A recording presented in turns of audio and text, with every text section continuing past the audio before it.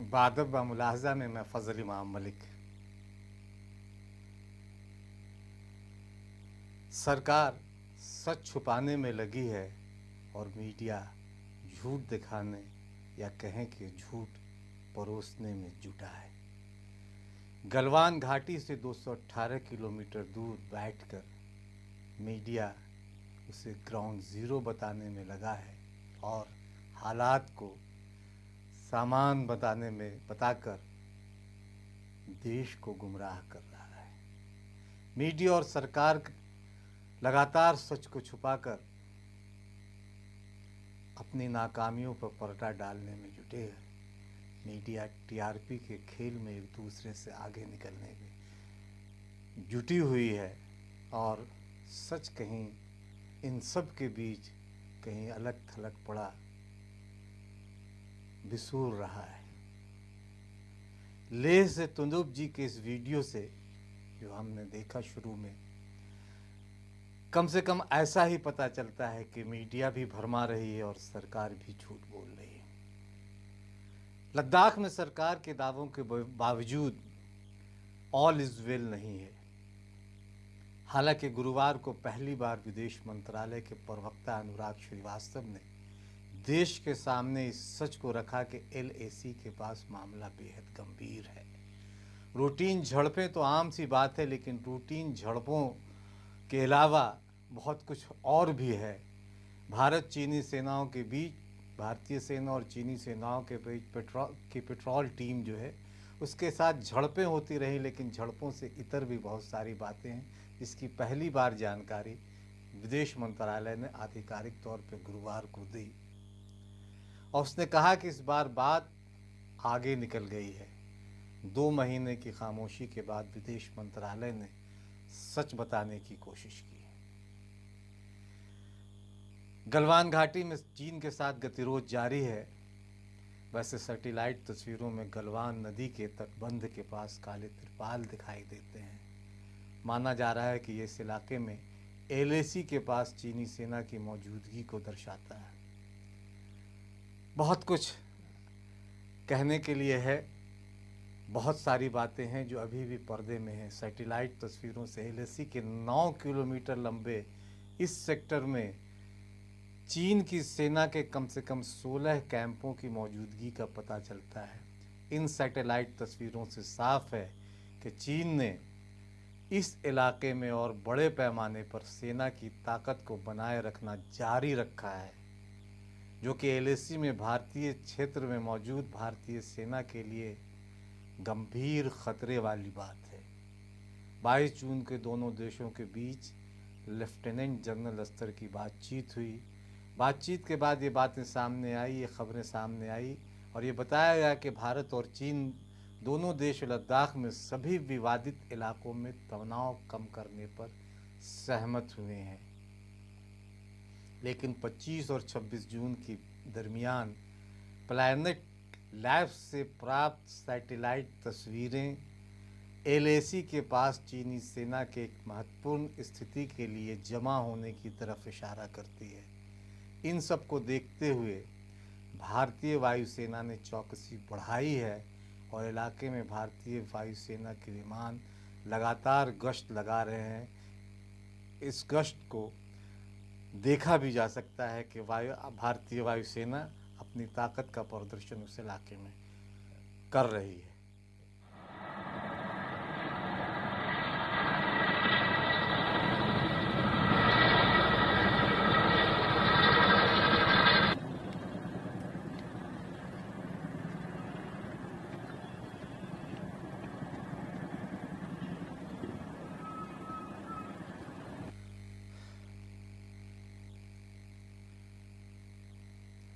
पंद्रह जून को या 15-16 की रात को चीनी सेना के साथ हुई भिड़ंत में या चीनी सेना के हमले में एक कर्नल सहित 20 भारतीय सैनिक शहीद हुए थे। भारतीय सेना का मानना है कि इस झड़प में चीन के भी कई सैनिक मारे गए, इनमें उनका एक कर्नल भी शामिल है।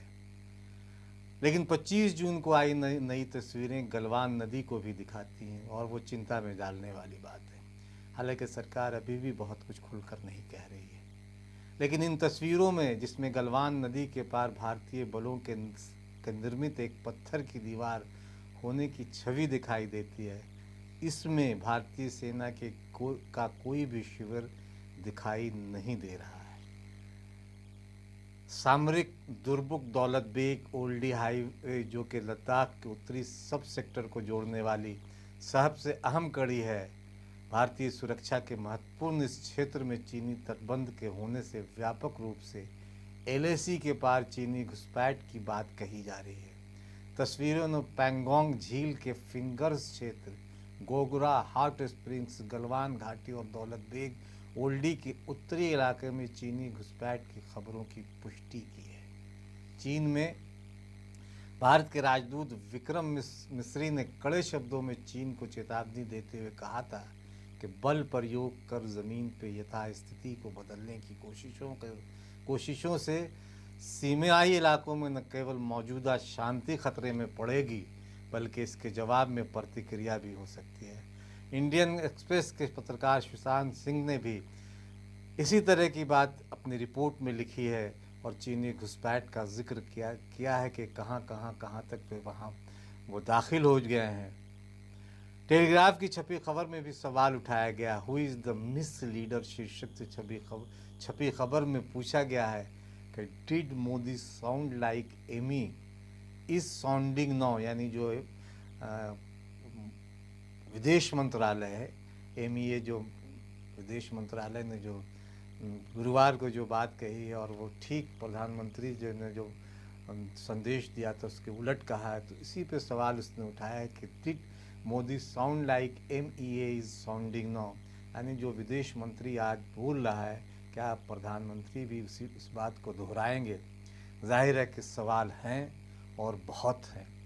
इन सवालों से बचने के लिए भाजपा मुद्दे को भटकाने में लगी है। कांग्रेस से वो लगातार दूसरे मुद्दों पर सवाल कर रही है। कांग्रेस चीन को लेकर सवाल कर रहा है और दिलचस्प ये है कि देश की दूसरी बड़ी पार्टियां चीन के मसले पर, चाहे वो विपक्ष की जो दूसरी पार्टियां हैं या एनडीए के सहयोगी दल है, खतरे को भांपते हुए भी सरकार से सवाल करने में कोताही कर रहे हैं, जबकि ये देश की सुरक्षा और देश की एकता और अखंडता का सवाल है। लेकिन कांग्रेस के अलावा गंभीरता से कोई भी दल इस मुद्दे पे बहुत आक्रामक नहीं दिखता है। सवाल बहुत हैं और भाजपा जो इन सारे सवालों को कांग्रेस बनाम भाजपा करके मुद्दे से भटकाने में लगी हुई। उसने राजीव गांधी फाउंडेशन को अचानक खोल निकाला। 5-6 साल से आप सत्ता में हैं, तो राजीव गांधी फाउंडेशन ने अगर कहीं कुछ गड़बड़ किया था तो उसके खिलाफ कार्रवाई करते। ऐसे भी बहुतों के खिलाफ कार्रवाई कर रहे, बदले की बात बार बार की जा रही है। बहुतों के खिलाफ सीबीआई ईडी लगा रखी है, तो राजीव गांधी फाउंडेशन के खिलाफ भी कार्रवाई की जाती। अब जबकि चीन का मामला उठा है, चीन हमारे सीमा में घुसपैठ करने की बात हो रही है, तब राजीव गांधी फाउंडेशन को खोज निकाला भाजपा ने। नेहरू तो एजेंडे में उनके थे ही, जो किया नेहरू किया। लेकिन सच तो यह है कि इलाके में हालात बेहतर नहीं कहे जा सकते। लेह की महिला वकील ने भी इसकी पुष्टि की है। सुने वे क्या कह रही हैं। वे भी मीडिया पर सवाल उठा रही हैं और सरकार पर भी। सरकार सवालों में है, सरकार सवालों से भागना चाह रही है, लेकिन सवाल देश का है। देश किसी सरकार, किसी राजनीतिक दल से बड़ा होता है। भाजपा को भी ये सोचना चाहिए और सरकार में शामिल तमाम दलों को कि कोई भी नेता देश और राष्ट्र से बड़ा नहीं होता। सवाल सरकार की निष्ठा पे है, सेना के पराक्रम पे नहीं। आपको ये बातें ठीक लगी हों तो इसे लाइक, शेयर और सब्सक्राइब ज़रूर करें। मैं ईशे लामो, मैं पेशे से वकील हूँ और मैं यहाँ लेह लद्दाख से बोल रही हूँ। हाल ही में चाइना और इंडिया के बीच में जो खूनी झड़प हुआ है, ये बड़ी दुखद घटना की बात है। सबसे पहले मैं उन जवानों का जो है मैं श्रद्धांजलि अर्पित करना चाहती हूँ और इनके परिवारों को जो है मेरा नमन, सलाम और जुले। और ये बड़ी दुखद घटना की बात है कि हमारे 20 जवानों ने जो है हमारे देश की रक्षा के लिए उन्होंने अपनी जान की, प्राण की आहुति दिया है। और सबसे पहली बात ये है कि यहाँ जी न्यूज़ और आज तक के जो है न्यूज़ चैनल ले में आए हुए हमने यहाँ टीवी पे देखा था। और ये लोग जो है ले सिटी में ही बैठ के, जो यहाँ लद्दाख का जो है कैपिटल है, ले सिटी में बैठ के मैंने देखा था। आज तक जो है यहाँ लोकल कहीं जगह पर बैठ के वो पहाड़ियों की चोटियों को जूम करके बता रहे हैं कि ये जो है चाइना का बॉर्डर है। ये क्या कहते हैं, गलवान वैली का चोटियां देखो, ये LAC का बॉर्डर है, वो ये पहाड़ियों को देखो करके यहाँ से जूम करके बता रहे हैं। ये दरअसल जो है ये झूठी खबर दे रहा है, पूरे हिंदुस्तान के जनता को गुमराह कर रहे हैं। ये लोग एक्चुअली में LAC पे गए ही नहीं है, ये लोग ले सिटी में ही बैठ के वो पहाड़ियों को जूम करके बता रहे। दूसरी बात ये जी न्यूज़ वाले भी यहाँ शांति स्तूपा करके एक फेमस जगह है, उसके ऊपर चढ़ के और ऊंची ऊंची पहाड़ियों की चोटियों को जूम करके बता रहे, ये देखो LAC का जो है बॉर्डर है, चाइना और इंडिया के बीच का बॉर्डर देखो करके ये सब जो है झूठी खबर दे रहे हैं। और ऊपर से वो चॉपर ही सिटी के ऊपर से ही वो ग्लेशियर की यहाँ ले सिटी के स्टोक कांगरी करके एक फेमस ग्लेशियर है, उसके ऊपर से ही उड़ रहे थे। इसी को सर्कल करके जूम करके बता रहे कि ये बॉर्डर का जो है एरिया में ये चक्कर लगा रहे। ये सब हमने जगह को जो है यहाँ से पहचान लिया। ये जगह जो है इधर ही सिटी का ही आसपास के पहाड़ियों को ये लोग